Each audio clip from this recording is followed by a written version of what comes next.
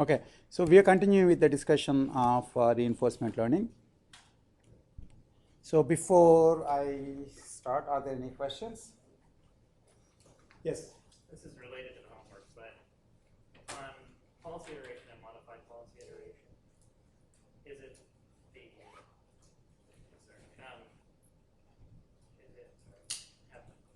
Okay.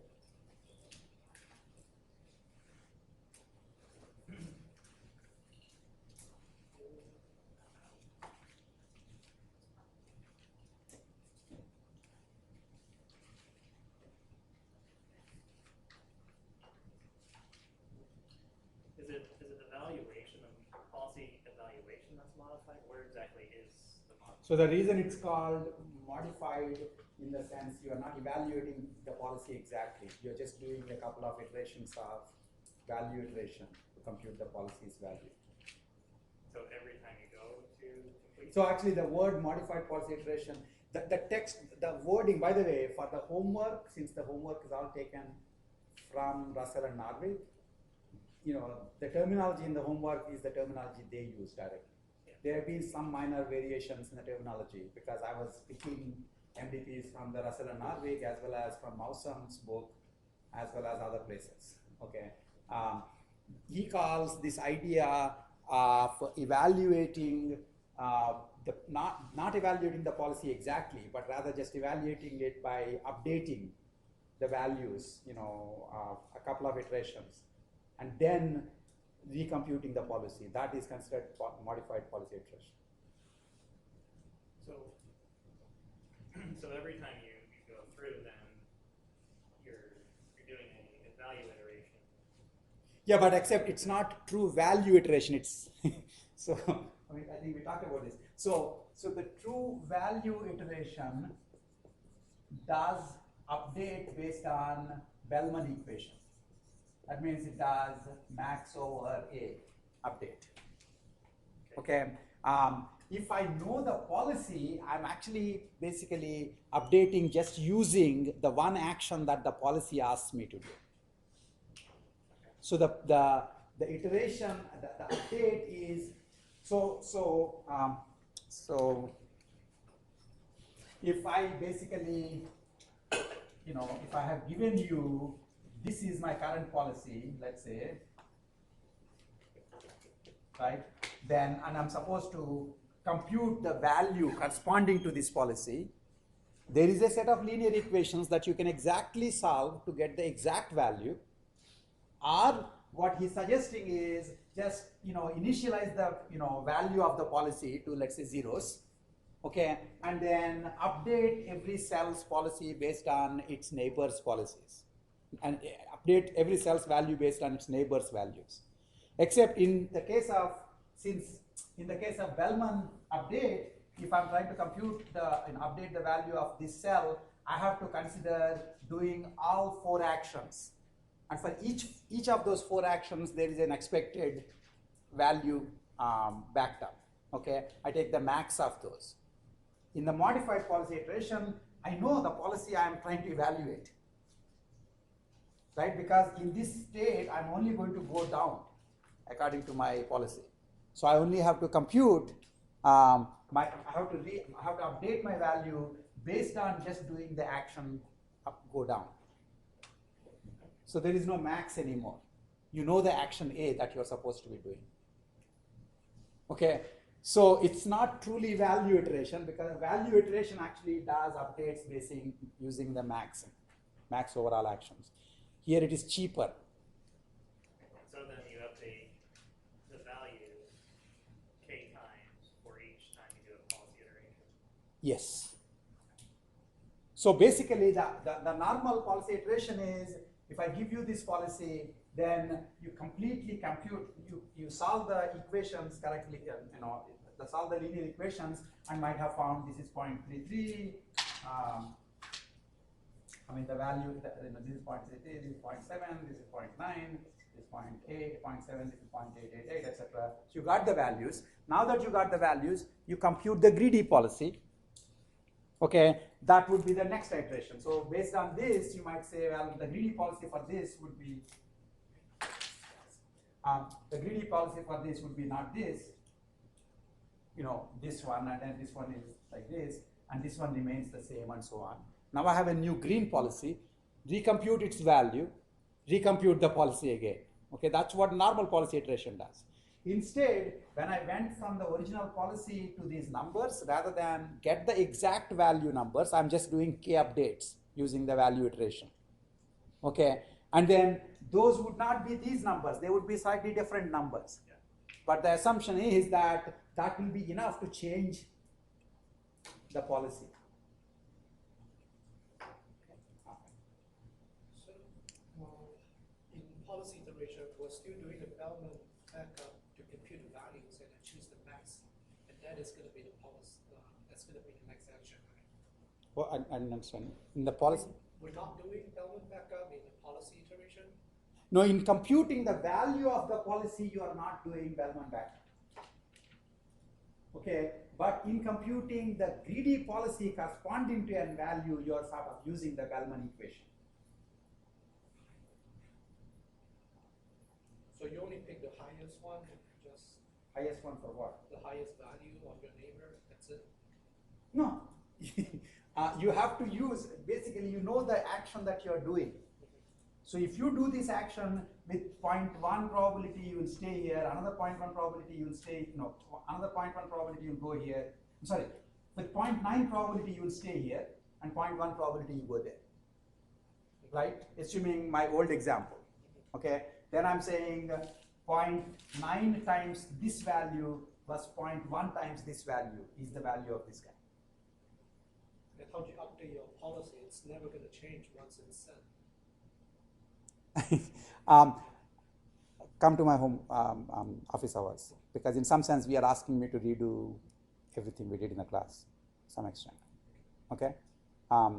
If there are other people who are just as lost, then we're already going like 2 classes slower compared to last year. Last time I did this, you may have seen this, but if we are all lost, then we will start all over again. That's fine. But I'm assuming that hopefully some people are following. That's what office hours are for. So if you have to come to questions, please sign up. Okay. Any other questions? Do we have to submit the source code or just package the code? That you check with Tuan when he sends an email. Okay.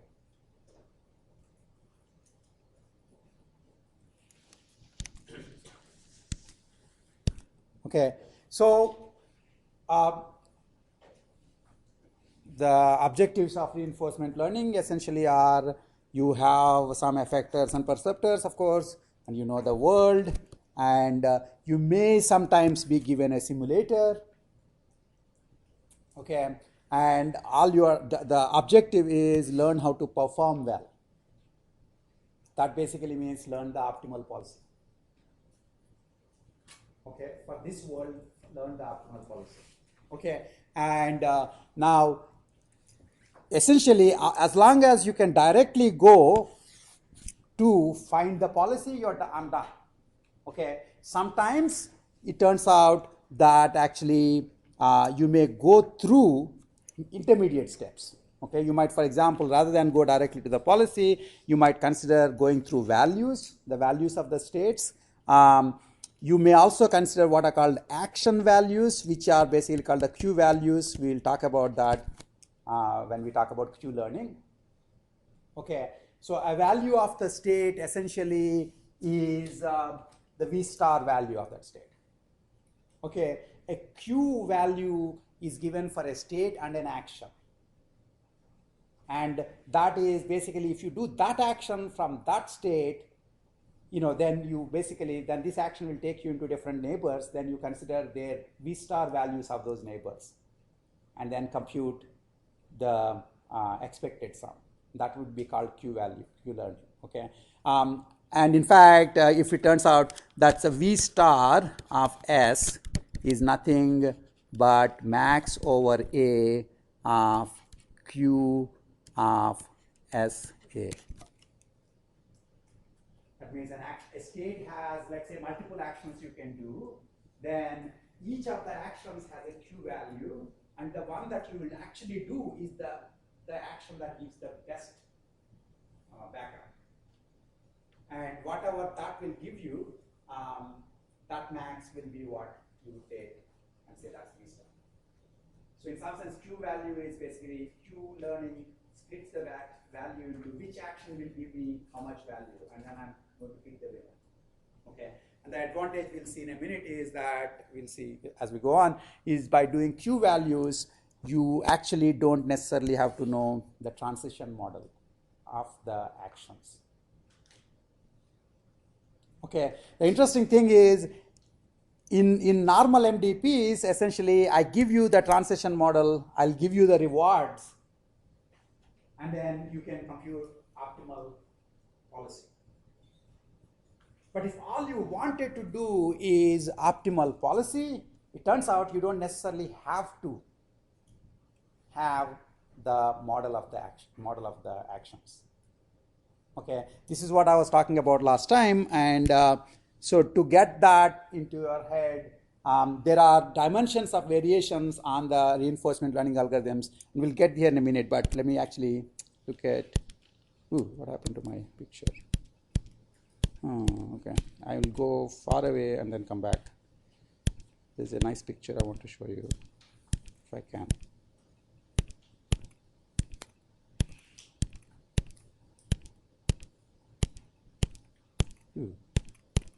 Yep, that's a picture, okay? And then I'll go back all the way to the beginning. Okay, this picture is very useful to have in mind, especially this part. Okay, and it tells you how things are connected, okay? So first just consider just this part. So if you know the value of the states, you can compute the policy. If you know the policy, you can compute the value.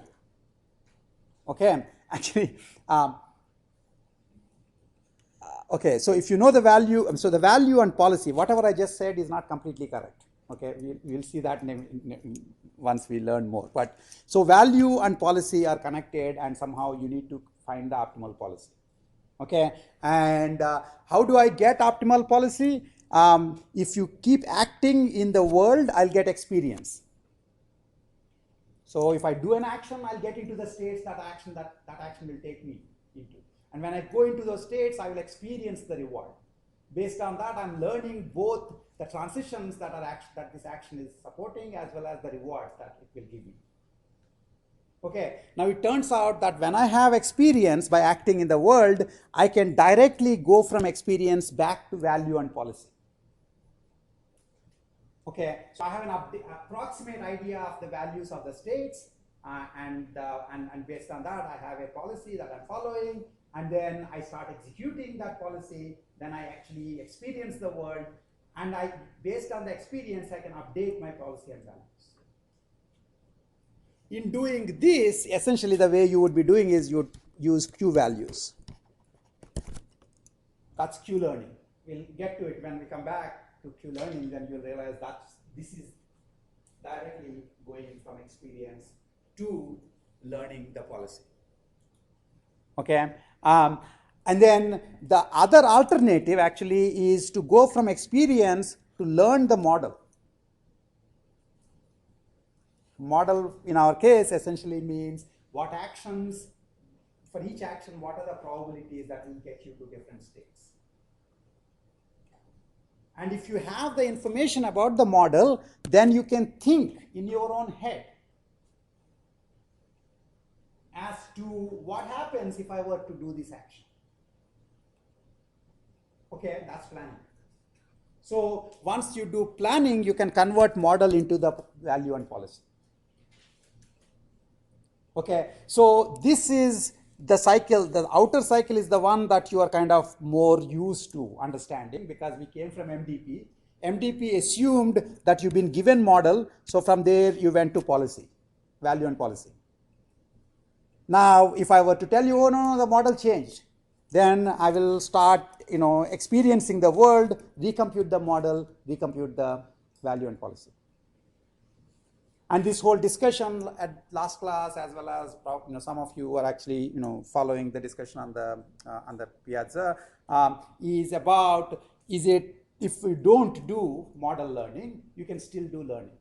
And there are many tasks where you learn without having learned the model. Swimming is an example, bicycling is an example, where if I were to tell you 5 complicated actions that you could have done, and I ask you, do you know what would happen at the end of that? The best way you can answer that question is jump into the swimming pool and doing those actions. It's in it. It's in your head somewhere, but it's not in the context. It's basically, you don't have the ability to talk about actions, transitions into the states. You just don't have that information. Okay, the fact that we actually do learn some activities without knowing their model, while learning other activities by knowing their model, tells you that there is place for both model-free reinforcement learning. So this part is, if you do this is model-free reinforcement learning. Okay, whereas if you do the full circle, it is model-based reinforcement learning. The model is the actions that you have. Okay, and the piazza, I asked this question as to why is it that there are MOOCs for teaching you calculus, for teaching you MapReduce architectures, for teaching you everything under the sun, but none about how to swim or how to bicycle. Why aren't people learning how to swim on bicycle from edX courses or Coursera courses? Okay, and one interesting way of understanding that is there is no model. So the way we teach people, oftentimes when we teach calculus, we don't necessarily just tell them, if you have this problem, you do this particular step. You tell them the model of calculus, you tell them the model of how to solve these problems. And then they apply the model to solve the problems themselves. When you have that ability, then you can teach just by talking to people. Swimming is not taught that way. Read a book and swim, or read a book and play golf. Those sorts of things, are very hard to do. It's in 2 ways. Actually, nobody who knows how to swim knows exactly what they do when they swim. Whereas people who know how to solve a calculus problem know what exactly is needed to be done to solve a new calculus problem. So they have learned the model. They didn't just learn like the motions for individual problems. So that model they can tell you. Whereas in things like swimming, essentially, that kind of learning is not possible. Only imitation learning is possible. The best they can do is, look, can you see me doing this? You also try to do this. Except I'm doing it on the TV, you do it on real water, and if you sink, sorry. Okay? And normally we would like to have slightly more higher guarantees, so we actually pay somebody so that we don't sink like that. Okay, so there is a very nice connection to. So again, that's my point was actually somebody was saying at the end of last class that eventually with MOOCs, what I'm doing would not be needed. I just need like one course where basically I record it once, I already did it, and somebody else records it, and you just keep watching. Okay, imagine forgetting about all the other human issues such as unless I have discipline with the doors closed, I can't actually focus. That's a different story. Okay, but swimming instruction is not ever going to go out of vogue. There will still be people, just as they said once to me, that the one thing that for sure that won't be outsourced to India is plumbing. Like if you have a problem in plumbing, right, you can't just send a mail to somebody sitting in India or China and say, okay, just fix it. Unless they have really big robotic hands that they can remotely, handle. Okay, so similarly, if you want a teaching job in the age of MOOCs, pick an activity for which model-free imitation learning is the only way to go. You won't get paid too much because too many people know how to swim, unfortunately. But you would at least get paid. Okay, whereas the calculus people will be out of a job very soon. Okay. Again, talking about that, Universities will continue to exist. This is obviously my made-up pet philosophy. Universities will continue to exist because universities are, most research universities basically are about getting graduate students to do research. There is no model for how to do research.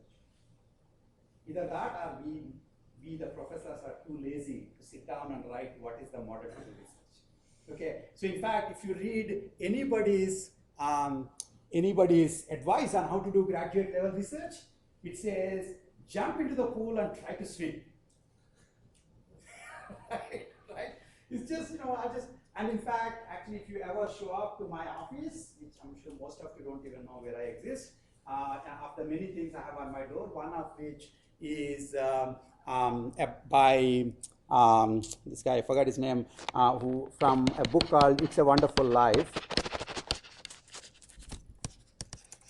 Not the movie, by this Harvard entomologist.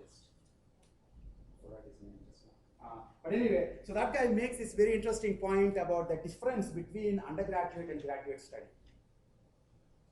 And basically, graduate study is an apprenticeship. And apprenticeship is a fancy way of saying we don't have a model. You just have to see us and imitate us. You understand what I'm saying? So graduate study is still model-free learning. So I will still hopefully have a job as long as I'm doing research. Okay, but wherever there's model, when we understand that, basically, once this model is actually computed, then I can just give you that model instead of asking you to imitate me. So the other aspect of this is model-free learning is a more inefficient learning. And then there's this other question that I had in the Piazza thing. If robots were to figure out how to swim, must they also do it only by imitation? Actually, not really. Part of the reason why somebody does not do model-based, why somebody might say, oh, I would just rather do model-free than model-based, is because they think the model is just too complicated to write. What is complicated depends on the language in which you're trying to write. Okay, if for a guy for whom any kinematics equations are very worrisome, integrals and dots, etc., my God, that's very complicated. Let's just not think in terms of differential equations when we are swimming. Okay, then you are stuck with having to learn swimming by imitation. When robots do swimming, they will use differential equations. And they are not afraid. You see what I'm saying? And when they figure out a differential equation model of swimming, they can then tell the other robot, by the way, this is it. And they don't need to. You don't see a large number of robots imitating each other. Do you understand what I'm saying? So it's like these things actually are, if we go to specific examples in this class, but reinforcement learning is probably one of the most interesting philosophical questions from our existence itself, because we do reinforcement learning. And we do model-free learning, we do model-based learning. And it's worthwhile talking about when is what reasonable to do. Yes? The time required to do the model-free learning, the time required to do model learning. So basically, if somebody who can understand model and learn, so every person who can understand the model will take the same time. But for model-free, it depends on the person or who will teach it. No, I think, again, obviously, you would assume that given the same algorithm, so obviously there are better versus worse model-free learning algorithms in terms of their convergence rate. Okay, so in terms of learning, it's ultimately a question of how long do you take to learn this, right? And we will actually look at different variations of Q learning, for example, which differ in terms of their convergence. And you can keep this question in the back of your head. And if somebody is a slow learner, maybe they are not doing the more, efficient Q learning. Okay, that's a very relevant question to have in mind. Yes? What's the difference between model and experience? Isn't your past experience sort of a model or something? No, so the past experience you have already experienced. Okay. You then essentially can summarize that into a model. But if you've gotten into a world which you don't have any experience over, okay? So if you have done a lot of work in this world and you have large amounts of past experience, you could say that is my model. There may be better ways of representing the past experience than as large number of hours of video. Okay? But you had experience. The whole point of learning is if you did not have experience.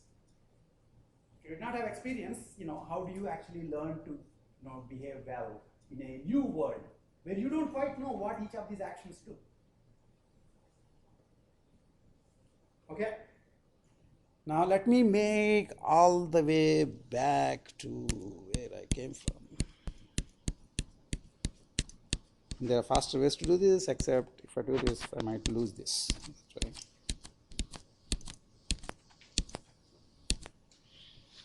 Okay, so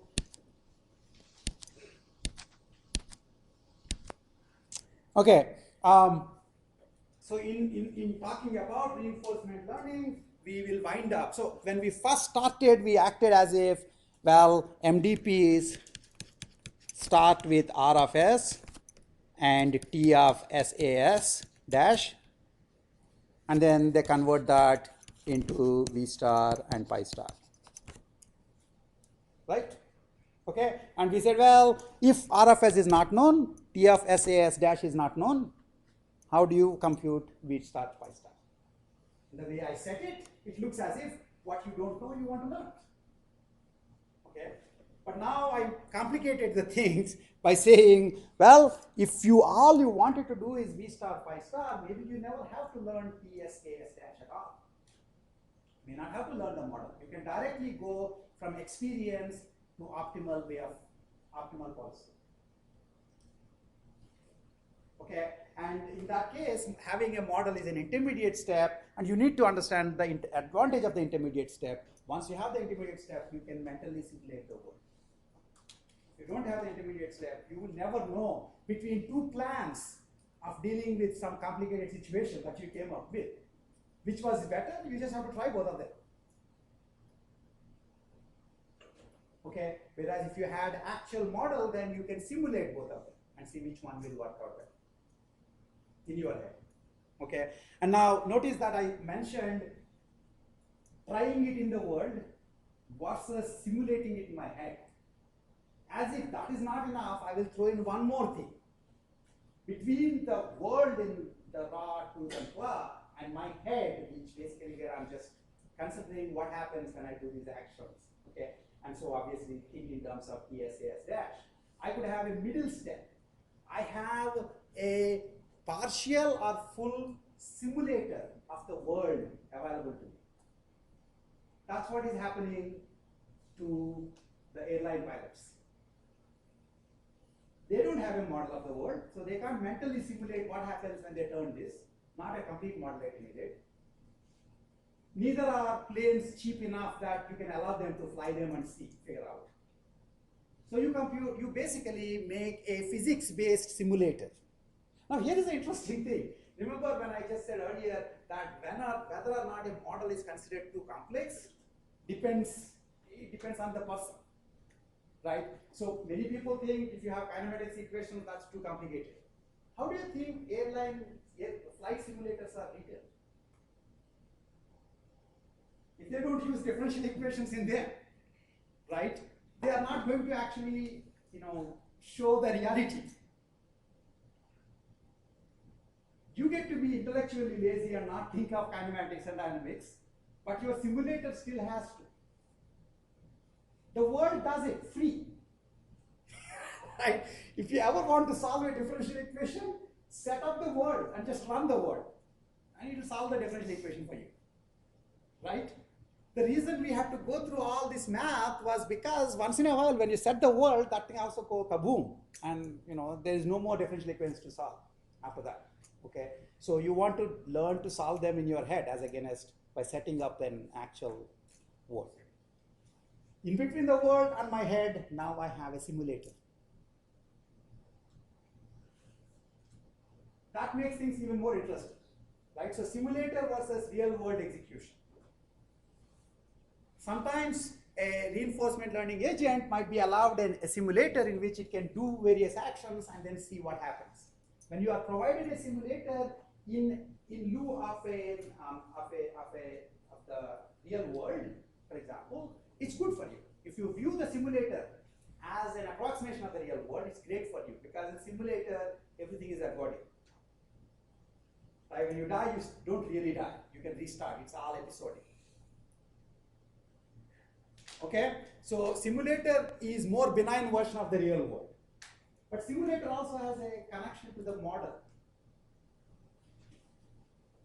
It's a more opaque version of the model. If you have the model in terms of the actions and their various states that they will take you to, that's available to you. To do that, you essentially should have the differential equations in your head. Then you can actually solve it in your head. Okay, whereas now you come up with a model, you need to give it to the simulator. Think about kids. Parents are their simulators of the real world. Rather than say, no, what do I think? Should I just run in front of the bus and see what happens? Okay, they can ask the parents, do you think it'll be a good thing for me to run in front of a bus? And then they say, no, don't do it. They are the simulators. Now, why don't we still use our parents? Many of you still have your parents. Probably some of you are still on talking terms. Why don't you keep asking them random questions like this? Because it's inefficient. It's inefficient. As my parent, I think it's actually quite efficient for my kid to keep asking me these things so that I can, protect them. But you cannot protect anybody. There are just too many questions. Unless you learn the model, and if you keep asking the simulator, even with a benign simulator, it's still inefficient. So a simulator is a benign version of the real world, but it is actually more inefficient to learn through the simulator than learn the model. You see what I'm saying? So that's one dimension you want to think about, simulators' connection to the world versus model.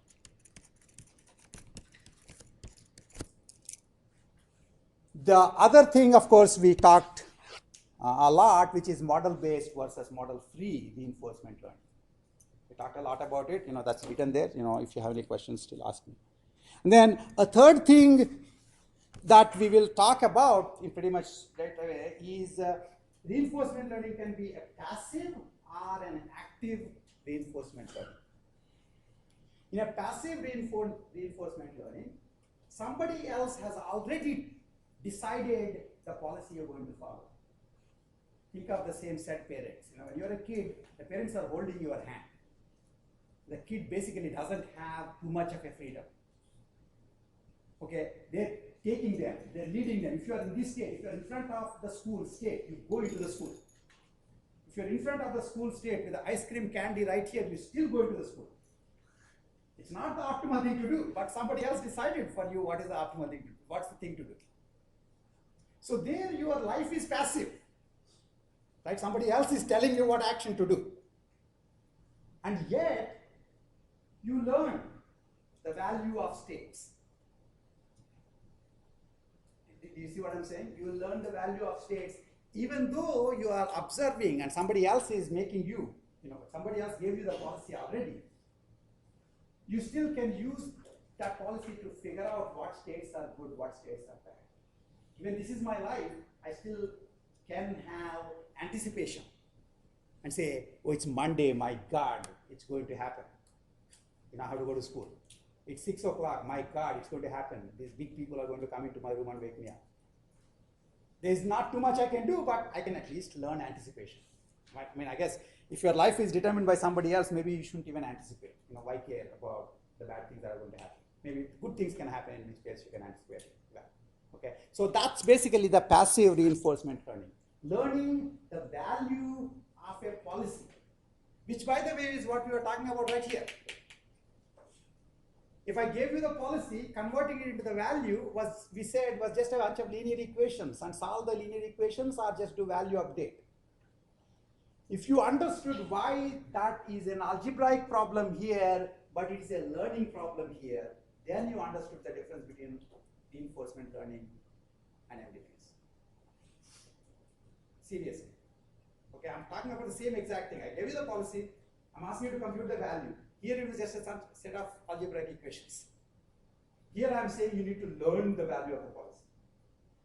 Why learn? I mean, I don't call this learn. You know, solving a bunch of equations is not learning. That's just inference. The reason it's learning here is because you don't have the model.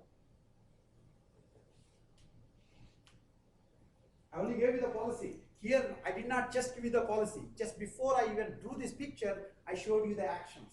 I said up is 0.8, up 0.1 this side, 0.1 that side. You thought that was obvious stuff. It's some simple thing I gave you. That was like the most useful thing I gave you. That's the model of the world. You see what I'm saying? Okay, so in passive reinforcement learning, you are computing the value of a policy that somebody else has decided you must follow. In active reinforcement learning, there is no policy that is given. You are trying to find out the best policy. The tricky part is in the passive reinforcement learning, somebody else has already decided how your life is going to unfold. All you are is like a spectator with maybe some anticipation to it. Okay. In active reinforcement learning, on the other hand, there is this interesting question as to whether you learned enough about the world that you could actually convert the knowledge into an optimal policy for the world. And that's where the exploration versus exploitation trade-off come in. Once in a while, you should, basically, if you have a partial model of the world, then what would you do? You would probably convert the model to compute the value function and then compute the greedy policy. But the question is, would you just always keep doing the greedy policy or once in a while do inoptimal actions according to the current model? Things, if you know the complete world model, and according to the complete world model, state A, in the state S1, you are supposed to do A1. And if you feel like doing maybe A2, you are irrational. There is no computational justification for what you're doing. If on the other hand, I tell you the model you have of the world is partial. And according to the partial model, you computed the value function, and according to that, A1 is the best action to do in S1. And you say, no, I don't feel like doing A1. Let me try A5 today. You're smart. Because by doing A5, you might get out and watch other parts of the world that you haven't watched before, by which you will improve your model, by which you can actually reach a better optimism. Okay? That becomes a big deal in active reinforcement learning. The exploration versus exploitation is a big issue there that we will actually have to talk about. For passive, it doesn't matter because you have no choice in the actions you get to do. Somebody else has decided what actions you are supposed to do. Okay, so those are all dimensions. There are also other dimensions. These I will come back and talk about it hopefully when we are done with the reinforcement learning.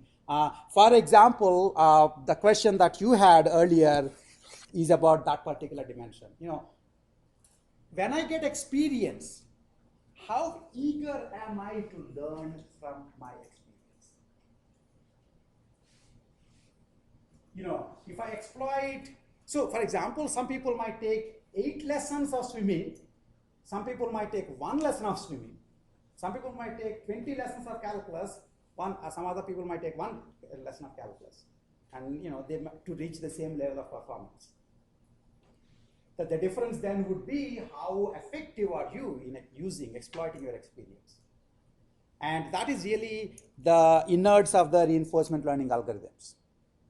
And we will talk about this notion of look ahead, this notion of how you back up values from your neighboring states to yourself based on the experience. And the eager one would be the full dynamic programming, a Bellman update, where you think you know all the approximate values of the B star values of all the states, and the moment I have reached a new state, I can then update its value based on all the otherwise values. Okay. alternative is to be less aggressive while learning, and that is basically an idea called temporal difference we'll talk about, where all I would say, so here is an interesting thing. So, suppose I'm in this world like this.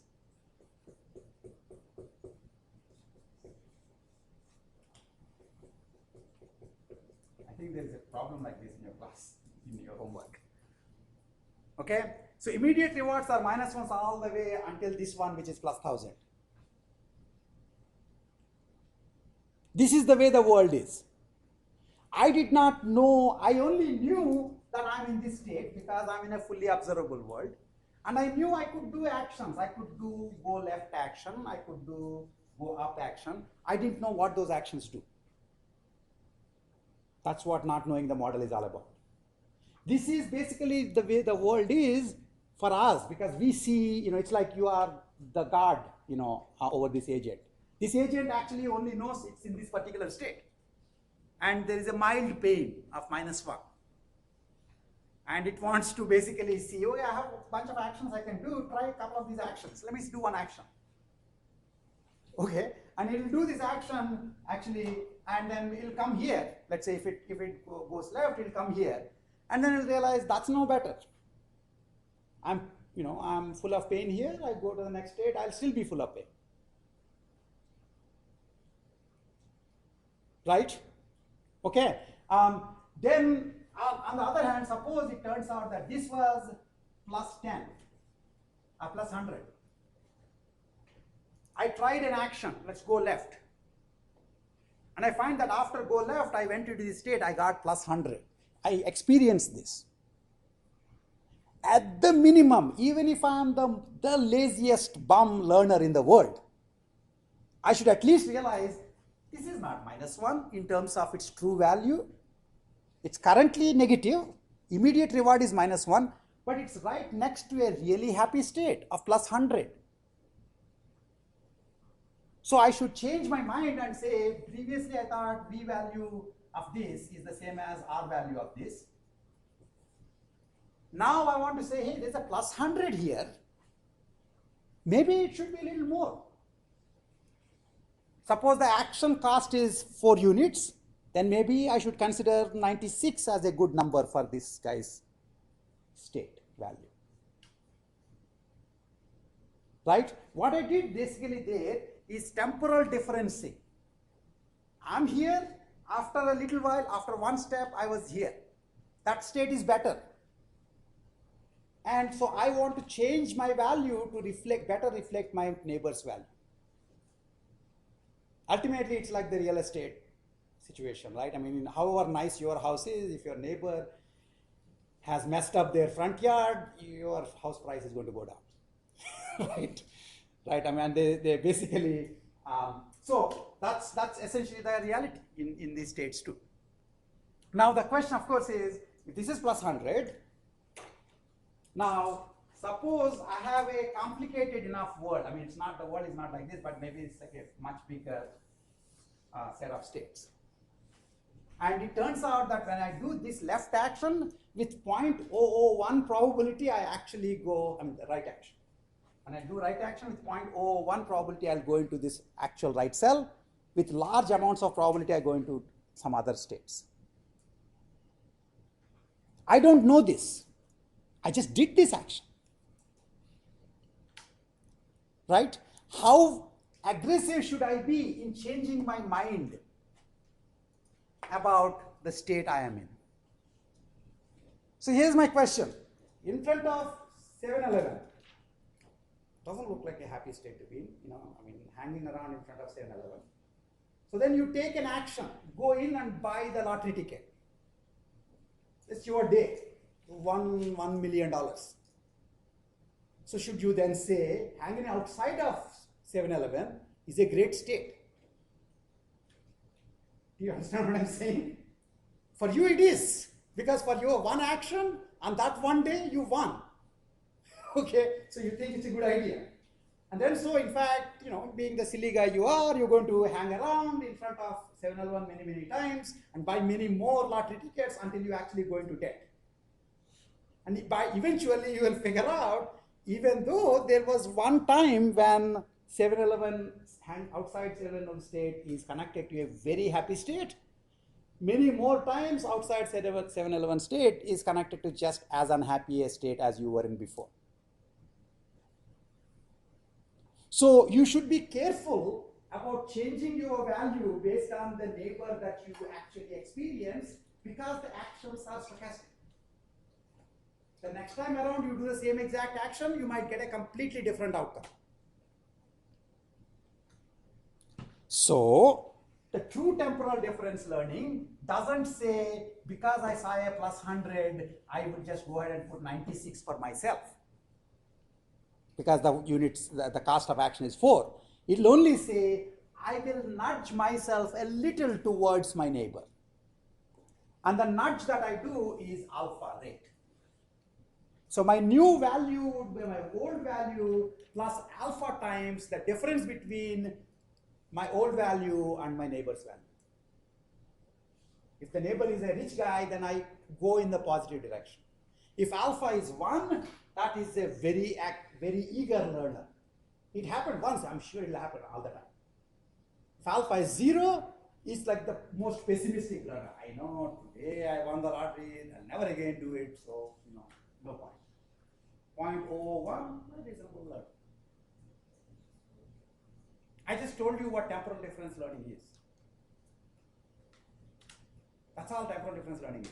It's like updating the value of a state to be its current value plus alpha times the difference between the neighbor it actually saw minus itself. Now here's an interesting question, if you are following this along, which is, if you do an action, normally you can do multiple states, right? After an action you can have multiple states. How come I'm only talking about one single state after doing an action? This is the same teacher. What? We're not even aware our actions can go to multiple states. Yeah, and more importantly, in the real world, you'll only be in one state. You see what I'm saying? The model tells you that if you do this action with 0.7, you will be here, 0.1, you will be here, 10 power minus 7, you will be here.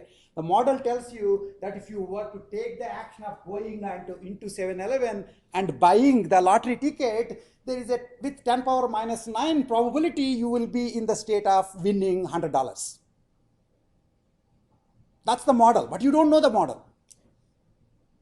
The world will always take you to a unique state. You see what I'm saying? And it's one of the states that this action could have taken. And by following along, doing this action many, many times, you will figure out what the actual distribution of the different states are. Okay, so that is temporal difference. And this one, even though it did the single action, if it has an approximate values for all the states, it can actually do full value iteration based on the current model, current information it has. If it does that, then even with just one step, the fact that there is light at the end of the tunnel might actually come back to you, even after just a little experience. So that's the difference between full DP-based backup versus temporal difference-based backup. It's how much you're backing up. Are you backing up based on just one state that happened next to you? Are you backing up based on many, many states after your state? Or also, are you taking your partial model into consideration in recomputing your values? Okay, and then this one is about learning representations. We'll get to that when we get there. Okay, so passive learning. Hopefully, we can go through this quickly. Basically, you have a policy, and you're trying to compute the state values. That's the simplest case of reinforcement learning. Okay. Now, one idea, and as I said, this is the kid being led by his or her parents is a classic example of that. So what I would do is essentially one simple idea is Monte Carlo simulation of the policy. a Monte Carlo simulation or the execution of the policy. So essentially, I have this policy. So suppose I am in state 1, and so here is my experience. I did up, okay, and because I was in this state and I did up, I get a -1 reward first of all, okay, and then and I did up. Apparently, in this experience, I went to 1, 2. Okay, remember the models for these actions are not known. You just tried it, and this is what happened. And then you did up again. You got another 1, 2. You did right from 1, 3. You got to 2, 3, and so on. This is the experience. One experience. This is another experience. If I get a bunch of experiences like this, then can I compute the values? And in some sense, what I'm doing here is the empirical evaluation of a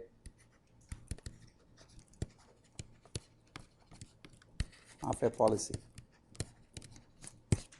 This is what we talked about the very beginning of MDPs. If I were to give you a policy, how do you compute its value? You just do it many times and then compute the average expected cumulative reward you're getting. But here the start state is given. No, it doesn't matter. In this particular case, I gave you, these are two experiences. There is no start state. It just so happened that both of these happen to have started from 1, 1. But the interesting thing is, from this, I can essentially say that in this case, one time u11, that utility of 1, 1 is -1 plus -1 blah blah blah all the way to +100. The other time, all of these -1s plus -100. So one time from u11, I got a total 92. Another time, I got a total -106. So the expected value based on just these two samples is -7. So the expected value of this state is -7. And the same thing for U33. Notice that this is where the stop state thing doesn't matter. Okay, so it looks as if this is only experience starting from 1, 1, but you did cross through 33 here. So to compute the value of 33, I'll look here. 33 -1 plus -1 plus -1 plus 100. Okay, that's 90. And that, there is a 33 here. There is another 33 here. And there is a third 33 here. And if you compute for each of the 33s to the end of that experience, the aggregated value you are getting, then it's a 99 and a 97 and a -102. Divided by 3, you're getting 31.3 as the value of the 33. Yeah, in order to do this, you need to do all the possible actions in your state many times. No. You can always do it this way. How accurate it is depends on how much experience you have. In order to figure out how good my, the probability that my particular coin comes heads versus tails, I can just, do it k times and see how many times the heads came, how many times the tails came, and that's the probability. If k is equal to 1, it's going to be a really bad approximation. If k is equal to, infinite, it will be correct. It will be actually correct. As k increases, your approximation value increases. Okay. Similarly, the more experience you have, the better the utilities would be. But based on your experience, you can still compute what the utilities are. It's a very good question you are asking yourself. But this is the thing. I mean, when do you expect to decide what the value of a state is? You say I need more experience before I make any judgments, or sometimes you just have to go with whatever experience you have and say with respect to that, what's the value of a state? You know it's going to be partial information. Basically, you only have partial experience about the world, so it's going to be partially correct. But what else are you going to say? Saying, I've not opened my mouth unless I'm completely sure. In which case you would be dead as a silent person. Right? Because you never have full experience of any work. Okay, so this is the direct estimation for passive reinforcement learning. Okay, there are all these huge metaphors we were talking about. This is direct connected to your happy grid world. Now, is this model based or model free? How many people say it is model based? Okay. How many people say it is model free? Okay. So the people who thought it's model based, why do they think it's model based? Somebody who said it's a model based. Why is it model based? As part of computing this value, did I compute the model of the action ever? Did I compute the value of model of the action? And it's not model based. You see what I'm saying? I mean, one of the nice things is basically you can actually talk in this particular example, model means figuring out that going up will get you to the up state with 0.8 probability, the side state with 0.1 probability. I never computed that numbers. I went directly from the states, directly from the experience to this. Now, here is your question. Would you have liked to learn the model? Could you learn the model, first of all? Could you learn the model given this same information? Well, I mean, infinite time was needed even for this to be correct. Okay, please understand the following thing. From now on until eternity, okay, you don't consider, I mean, you cannot say that I won't say something has been learned unless it's been learned completely, correctly. Right? Because these values that we got are not real values. These are the values that I would get based on this experience. Do you understand what I'm saying? Okay? So if these are approximate, if I were to convert this into model, and they will become real values only when I have a lot more experience. The same way, given this experience, I can still compute the model. Okay? How often did I do up from, let's say, 1, 1? 2 times. And both times I went to 1, 2. Hey, I learned something there. And how often did I do right from 2, 3? Twice. And both times I went into 3, 3. Okay? And where else? Is there any example where? So 3, 2 up, when they did 3, 2 up, once I went to 3, 3, 3, 2 up, next time I went to 4, 2.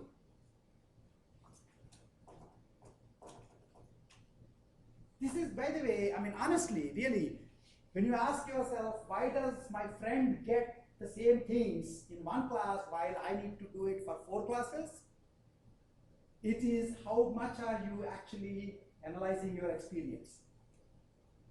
It's not obvious that when I showed you this, everybody will start thinking, hey, isn't it interesting that 3, 3 right went to 3, 2 once, 3, 3 right went to, I'm sorry, 3, 2 up went to 3, 3 here, 3, 2 up went to 4, 2 here. Looks like it's a stochastic action. How many of you were doing this when we were happily adding up numbers? That's an easy learning. This requires analyzing your experience. It's the same experience. It's yours. You earned it hard. Basically, while you are experiencing the world, you could have been run over by a truck.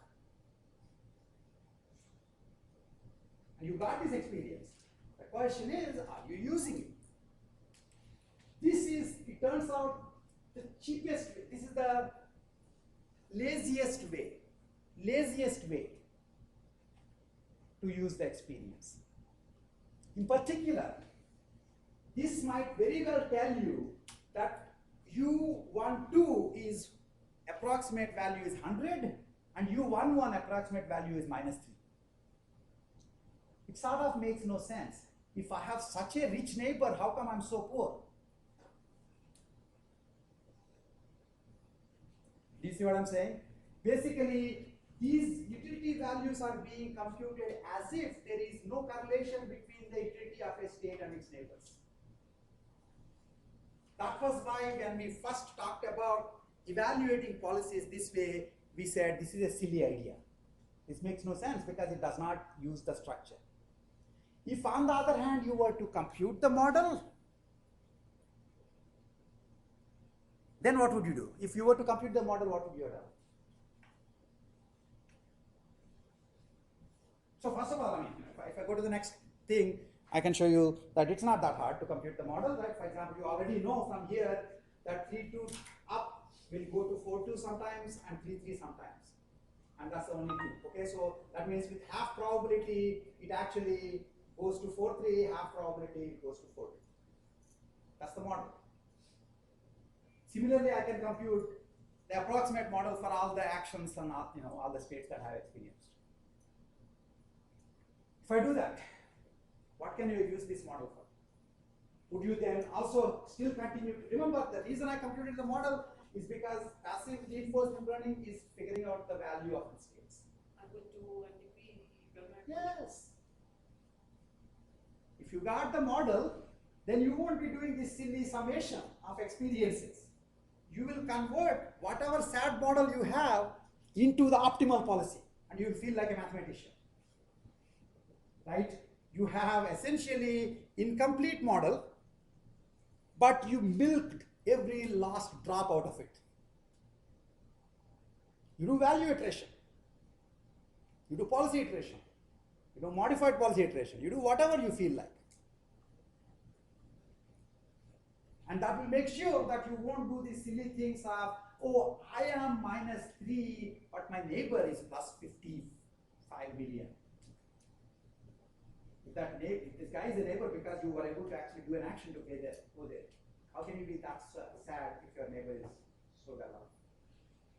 MDP will make sure that that won't happen. Now, this is all I'm telling you. Could you have checked this out? Would you like to check this out? The answer is yes. You would like to check this out. Why? Because that's what your second project is going to be. Right? You write your reinforcement learning algorithm, you can try all these things out. Why depend on me? Try to see for the same amount of experience, was it more effective? So this is like a ground truth is known. You start with a model that you know. And you know the optimal policy for it, you know the value functions, everything. Except your algorithm doesn't know. And so for your algorithm, you only provide experience. You have algorithm 1, which converts the experience directly into values. You have algorithm 2. This is direct experience, of course. And you have algorithm 2,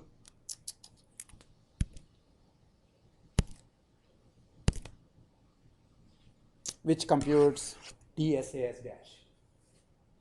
And then doesn't it. As far as the outside world is concerned, these algorithms take the same input, give the same output. So you can compare the value function this algorithm provides for the policy, and the value function the previous algorithm provides for the policy, and the true value of the policy, because you are the all-knowing God, you know the entire model, the true model. And you can draw a happy curve in terms of how far is my value function from the true value function as the amount of experience increases. The difference between a bad learner and a good learner ultimately is how quickly are they able to exploit their experience. In inductive learning, experience is just examples. In reinforcement learning, these examples are made by you, by experiencing the world.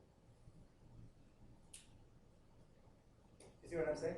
So my answer in this case is, had you converted this into the t values, which is basically the model values, and then you then converted the model into the value of the policy using Bellman equations, you would have converged to the true value of the policy much faster.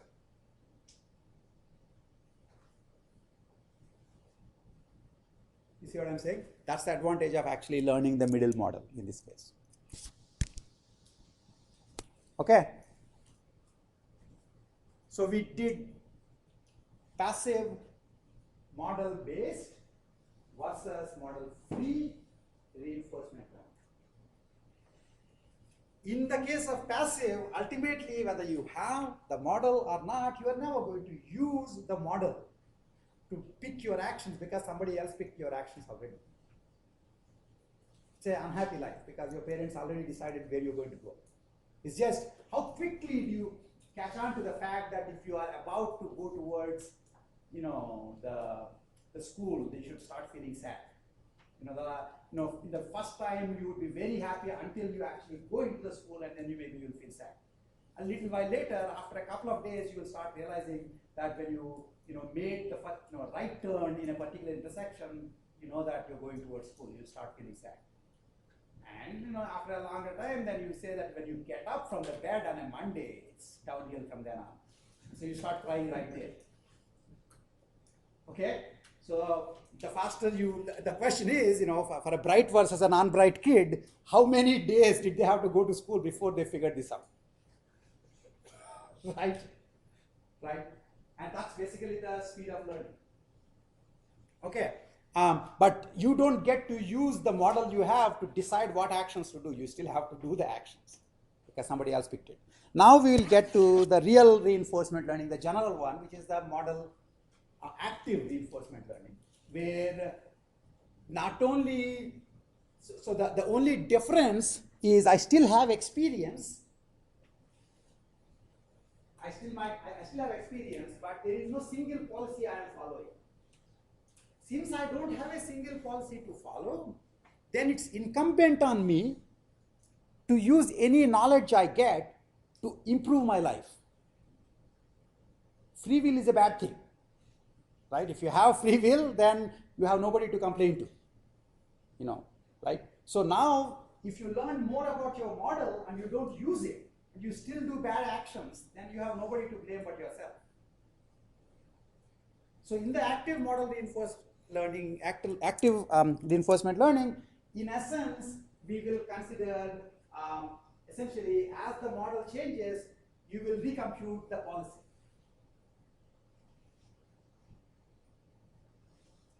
Okay, so the steps are the same essentially. So previously, just forget about this picture. You don't know what actions you are supposed to do. Suppose you just wandered around this world and you just happened to do, you just were in 1-1 and you did up. Then you found yourself in 1-2, for whatever reason you did up. In this case we said we did this because that's what you're supposed to do. But imagine that you just did it. You felt like doing those actions. So then the question is, you have this experience, now you get to change your policy.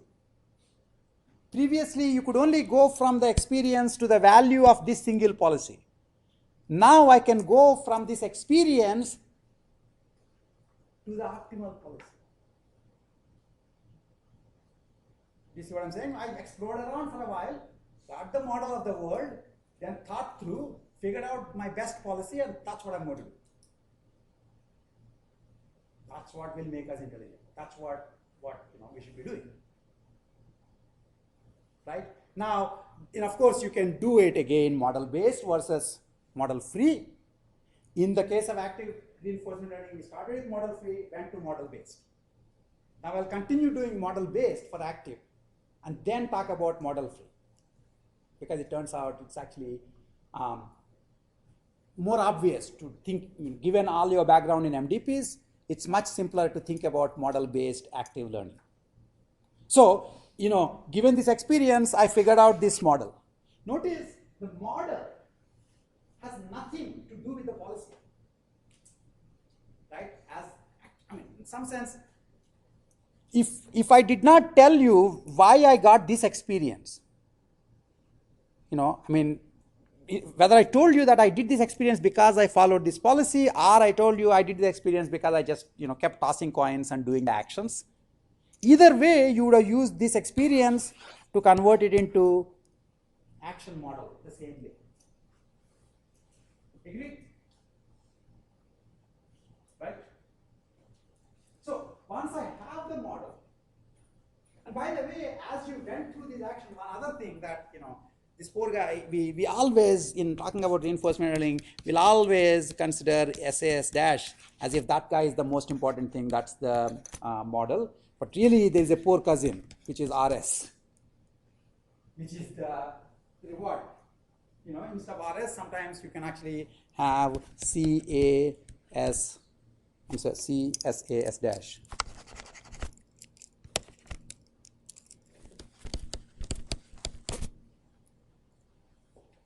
Okay, Now, the interesting question, of course, is that can become, you are learning that too, in essence. Even in the previous model, even when you had the policy, you not only got P, but you also have to get R. If you don't have both P and R, you can't do MVP. I didn't make a big deal about R because, fine, you in 1-3, you got -1, so you'll always get -1 in 1. There's no stochasticity in the reward, immediate reward you get in SPX. Because that's why it's Markov. If you ever find yourself in 1-3, you'll get -1. If you ever find yourself in 4-3, you'll get +100. Yes, you did learn it, but that's like the most trivial form of learning. And the moment you just put a table for that, and you have this at least required some sort of an averaging, and then you got a table for T, you got a table for R, you get everything, which you already figured out how to do. Right? Now, when I came to the active case, also I would compute my model, and I also have my rewards. Previously, I used the T and R to just compute the value of a policy, but I can compute the optimal policy given T and R. How do I do it? I'll get the V star using the Bellman equations, and then convert the V star into greedy policy. That's what I'm supposed to be doing. Great. We're done with active learning. One problem, just one problem, which is, it is true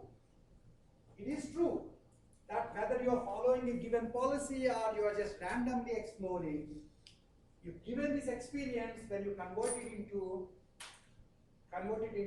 the model this way by taking expected transitions, they will be partial. It's only partially correct. But one thing you knew for sure, if you kept following this policy infinitely often, that means you got a large amount of experience, you would have got the transition function correct. That's what we say. Get it? The transition function that you have got correct they're correct only with respect to the states that you will visit given this policy. To put this in perspective, the last thing I'll show you today is kind of a nice mind-blowing thing with this little example. Is suppose this is, for whatever reason, this is my initial policy. Remember, I'm saying picking, I'm generating my own experience by just randomly selecting actions. Even random thing means some policy is being used. Okay, suppose this is the policy I'm sort of using. Maybe this is the best policy given my approximate transition function. If I keep following this policy, you being the guards, you know that when this goes like this, it will only either stay in this or come in here. So it will never go in. Okay? And similarly, when this guy tries to go up, it will only stay here, go here, or go here. And when this guy goes like this, it will never go here. So here's the interesting thing. If you just got your experience by replaying this greedy policy, there is a part of, in this little, very small example, this is not even real world, this is just in this very little small example, you would basically never realize these states existed. There could be gold, there could be silver, there could be augurs, there could be lots of things going on in those states. How could you be optimal if you don't know the full state space? Now, how do I get there? How do I get there? So you felt particularly smart because you actually probably used your MDPs to figure out this policy and you kept using it. Your friend who was just tossing a coin had a better chance of figuring out the entire world than you do. Because you have been greedy. Greedy is a bad thing sometimes. The greedy policy corresponding to a partial value function can be inoptimal. And it's inoptimal in a really insidious way. It stops you from even seeing parts of the states, because of which you can never be guaranteed to be optimal. So, active reinforcement learning basically will involve essentially computing the transition function based on the experiences you can have till now, converting that into MDP, computing the optimal greedy policy, following that, but not too closely. Once in a while, you don't want to follow the policy. Because this is the optimal policy with respect to the wrong model, the incomplete model. To get the complete model and the true optimal policy, you need to get the complete model, which means once in a while you need to do things that are off policy.